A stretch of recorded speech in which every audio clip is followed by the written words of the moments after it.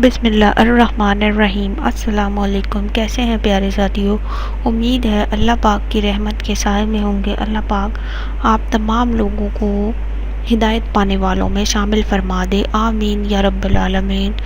آج جو میں وظیفہ لے کر آئی ہوں، جس مسئلے کا توڑ لے کر آئی ہوں، بہت ہی بہترین اور قرآن پاک میں سے ہے۔ اس مسئلے کے لیے لوگ اپنا ایمان خراب کر لیتے ہیں، جعلی عاملوں کے پاس جاتے ہیں، طرح طرح کے ٹونے ٹوٹکے کرتے ہیں اور کفر میں پڑ جاتے ہیں۔ اس لیے میں آج یہ وظیفہ قرآن پاک میں سے تلاش کر کے لائی ہوں، جو بہت ہی کارآمد ہے اور اس سے بہت سارے لوگوں کو فائدہ ہو سکتا ہے۔ وظیفہ کچھ اس طرح کرنا ہے، آپ نے چاند کی پہلی جمعرات کو، یعنی 9 چندی جو جمعرات ہوتی ہے، اس جمعرات کو آپ نے نہا کر پاک ہو کر غسل کر کے آپ نے پاک صاف کپڑے پہن لینے ہیں۔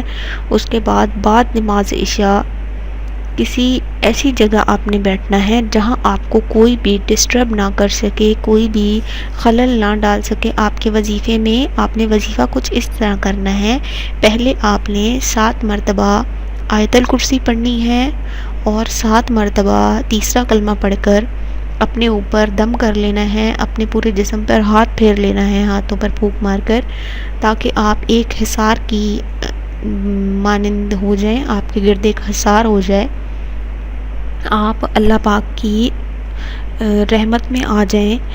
اس کے بعد آپ نے وظیفہ کچھ اس طرح شروع کرنا ہے، سورہ اخلاص آپ نے پڑھنی ہے 505 مرتبہ، سورہ فلق آپ نے پڑھنی ہے 505 مرتبہ، اسی طرح سورہ ناس آپ نے پڑھنی ہے 505 مرتبہ۔ یہ وظیفہ آپ نے 41 دن تک کرنا ہے، شروع کرنا ہے چاند کی پہلی جمعرات کو، پھر آپ نے لگاتار 41 دن تک کرنا ہے۔ روز آپ نے کیا کرنا ہے، ایک چھوٹے سے برتن میں چینی اور ایک چھوٹے سے برتن میں سونف اور ایک گلاس پانی لے کر آپ نے رکھ لینا ہے۔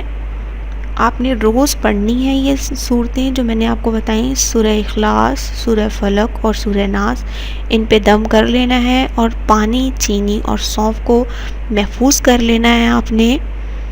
اس کے بعد جو پانی ہے، جس پہ بھی کالا جادو ہوا ہے، اس پانی کے 2 گھونٹ دوسرے پانی میں ایک بالٹی میں ملا کر اس پانی سے غسل کر لینا ہے۔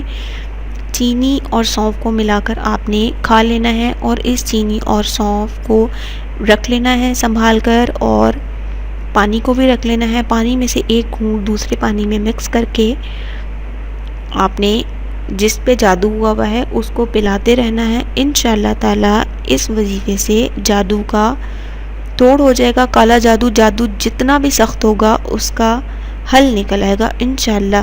کسی بھی جھوٹے اور فراڈی عامل کے پاس جانے سے بہتر ہے اب کالے جادو کا توڑ جو ہے وہ قرآن پاک کی ان صورتوں سے کیا جائے، انشاءاللہ تعالی فائدہ ضرور ہوگا۔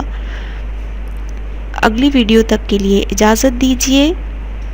چھوٹی سی درخواست ہے، ہمارے چینل کو سبسکرائب کریں، ہماری ویڈیو کو لائک کریں، اپنے سوشل میڈیا اکاؤنٹس میں شیئر کریں۔ اگلی ویڈیو کے ساتھ حاضر ہوں گی، تب تک کے لیے اللہ حافظ۔